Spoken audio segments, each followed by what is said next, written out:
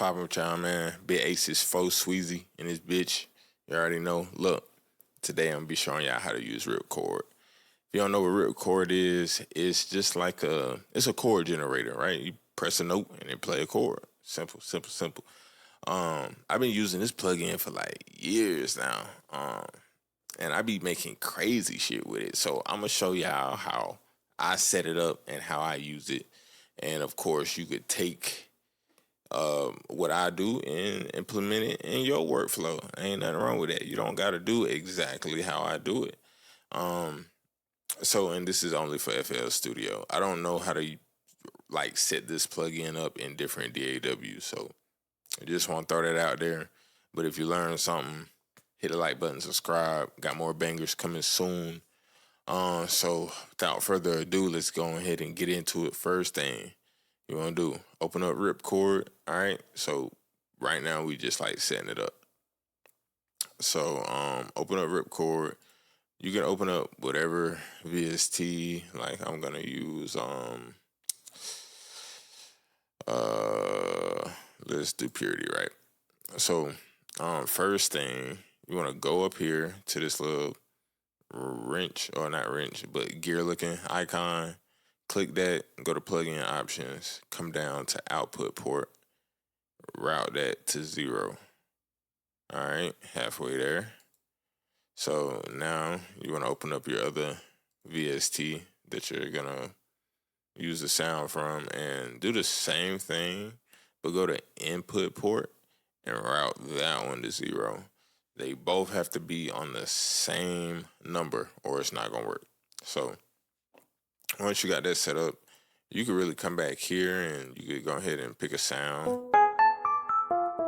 So go with that one and come back to Ripchord. So if you want to install banks, you could probably find some banks on Reddit. There's probably like some free banks out there or whatever. But me personally, I just got the ones from Prism. I bought these, so they got different genres in them and everything like that. And you'll just click this gear icon, and if you already got it installed on your computer, just remember where you saved it at, and you'll go to import a preset file, and you feel me, just find it from there. You know, simple shit. Just find it and open it, and it should be over here somewhere. Like once you click presets, you should see them here. But these are mine, so I'm gonna just let y'all hear what some of them sound like. So, and the cool thing is they give you the key, right? It tells you the genre, it gives you the minor, and it gives you the major as well. So that way you know what I'm saying, you know what you know. Not every bank has it set up like this, so it just kind of depends on like who made it and everything like that. So I'm gonna go ahead and click this one, right? And two things, you could go about using this plugin in three different ways. You could play with your actual like keyboard to your computer, so like this.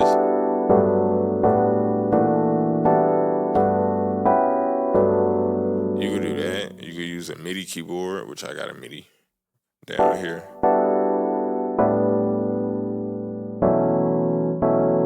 Ooh. Nah, that's beautiful. And the last thing that you could do is you could go into the Ripchord piano roll and you could do the same thing. So if I do this.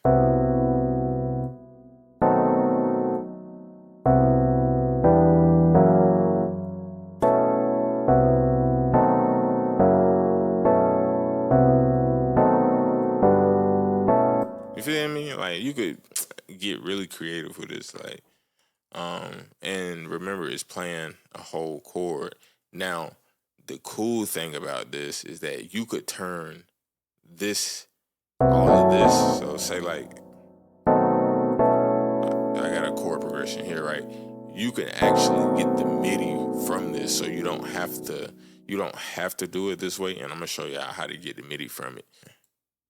So you just tap that once and just play it, and then just like let it loop.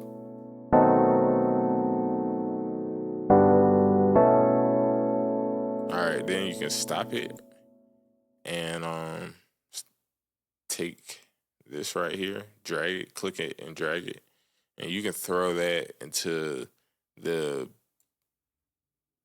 where the VST is. I'm tripping. So what I'll do is I mute that, and you can come here and mess around with it, you know, strum it. You could also strum it in here. I'll go ahead and get rid of this one. I don't really like this one.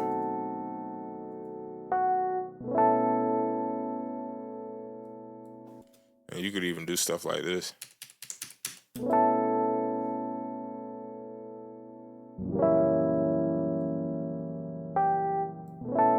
You feel me? Just like you got the whole MIDI for it now. So it's like you could really do whatever.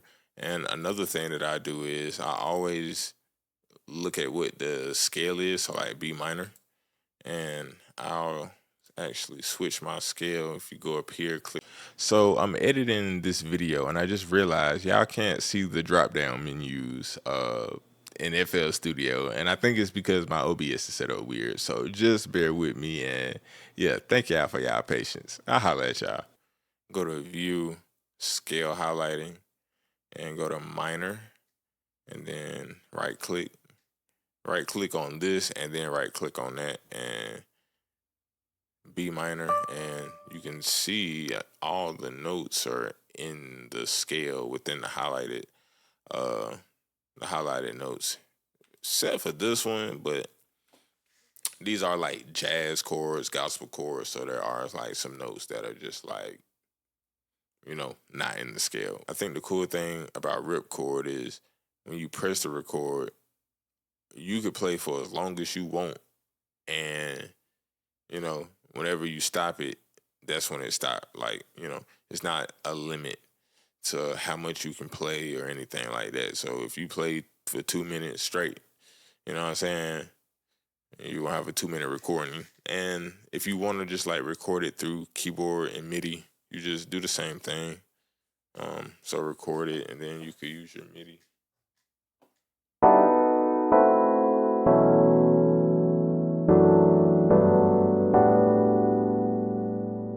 And then just stop it whenever you're done, and then drag it in there. There you go. One thing I like to do with some of the MIDIs is like, once I get it and I got everything lined up, which I don't have this one on the grid because I played it, but once you get everything right, you could do some cool stuff. Like, one thing you could do, you could highlight it all, Alt-Y, uncheck that, and then you could flip it, you know. You feel me? Like a whole different vibe. You just gotta, you know, line it up, move it around a little bit. If it's off the grid a little bit, it really don't matter. It kind of gives it like more of a realistic feel. But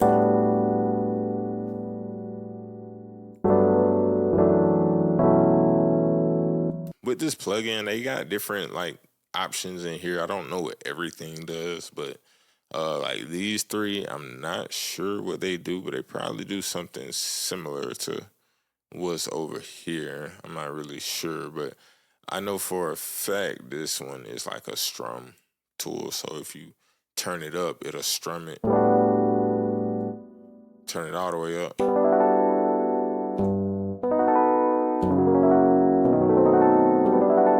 You feel me? And then another thing that you could do is you got this little knob right here. That's like strumming it to the right, but you could strum it to the left. You could strum it. You could have it alternate, like the chords alternate. They kind of do it like automatically, and you know, that way to that way and to the right. But I usually just do mine to the right, but I don't really turn it up all the way. But it just kind of depends on what I'm going for real.